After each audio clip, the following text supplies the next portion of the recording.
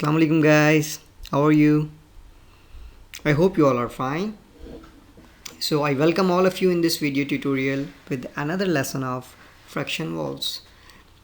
We are completing exercise questions from the topic of fraction wall, and just to remind you, these questions are written on the page number 95, and the book is Cambridge Primary Mathematics for grade 3. We completed from question 1 to question 18 in the last videos. Now today we are going to start from question number 19. So let's have a look what question number 19 is saying. It is, would you rather have 1/3 or 3/10 of a cake? They are asking you what cake of piece would you like to have, 1/3 or 3/10. So obviously for that you should know which is the bigger one and which is the smaller one.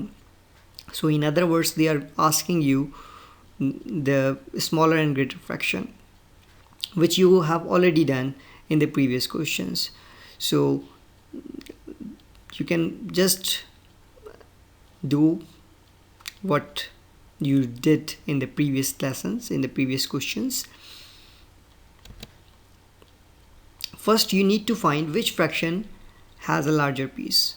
So 1/3 and 3/10, they both have different denominators and they both have different numerators. So right now you are unable to find that which piece is greater and which piece is smaller.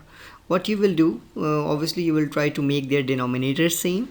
So for that you need to multiply these two, 3 into 10. So first you multiply 3 into 10, so you will get 30. So what is the first fraction here? 1/3. So you are going to multiply whole 1/3 up to what number? For that you need to check the denominator of the first fraction, which is 3, and check up to how many times you need to read the table of 3 in order to get 30. So 3 1 3 3 2 6, and you will find answer that when you read the 3 table up to 10, so you will get 30. This means you need to multiply whole fraction 1/3 by 10. So you will multiply 1/3 by 10. And when you multiply the fraction 1/3 by 10, so 1 multiplied by 10 will give you 10 and 3 multiplied by 10 will give you 30. Do you remember the rule of fraction property? That whenever you multiply any number by denominator, so you need to multiply that number to numerator too. So I need to make the denominator same. I need to make their denominator 30 30, but for that I cannot ignore numerator. When I am multiplying 10 by the denominator 3, so I need to multiply this 10 to a numerator too. So that's why we have 1 multiplied by 10 is equals to 10 and 3 multiplied by 10 equals to 30. Now check the second fraction, which is 3/10. So in the 3/10, the denominator is 10, and find out how many times you need to read the table of 10 in order to get 30. So 10 1 10, 10 2 20, and 10 3 30. So you need to read the table up to 3 times. So you will multiply this whole fraction 3/10 by 3. So you multiplied here 3/10 by 3. 3 by 3 will give you 9, and 10 by 3 will give you 30. So I multiplied 3 by numerator 2 and denominator 2. So it's now 9/30. So can you tell me which is greater, 10/30 or 9/30?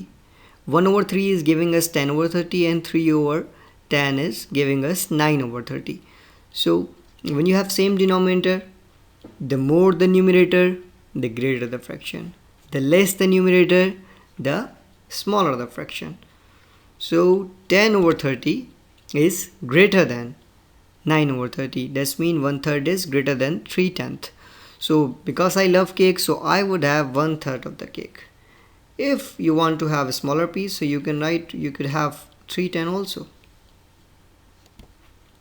Next question we have, would you rather have half of $3 or 3/4 of $2? This is question number 20, and they are asking you about money. What money would you like to have if you have half of $3 or 3/4 of $2? For that, what you need to find out first you need to know What is half of $3? Yes, you know about $3, but what is half of it? So for that, what you will do, you will just multiply half into 3. How you will multiply? Look here. You will multiply 1 by 3 and you will write in the denominator 2.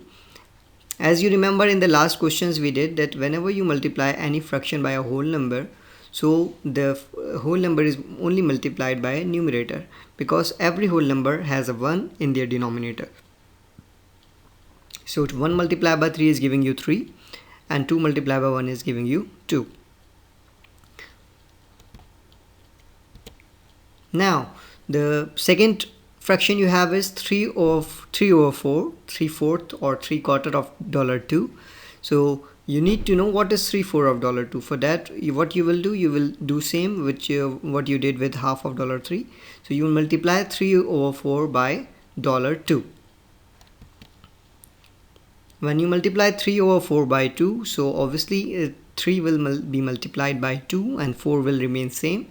3 multiplied by 2 equals to 6 and 4 you write same. This is 6 over 4.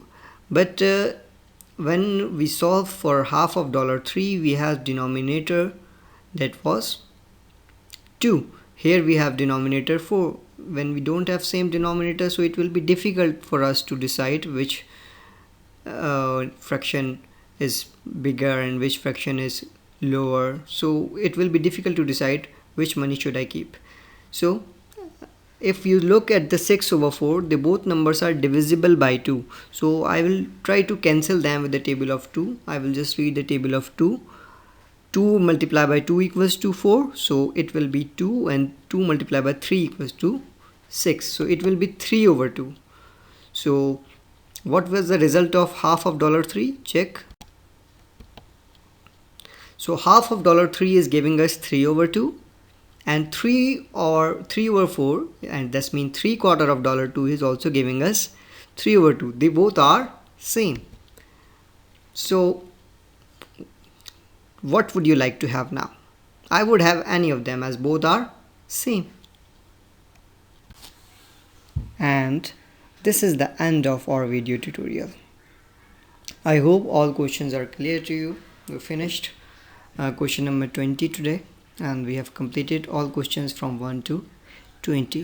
In the next video, I will start from question number 21. Till then, thank you so much. Take care. Have a nice day.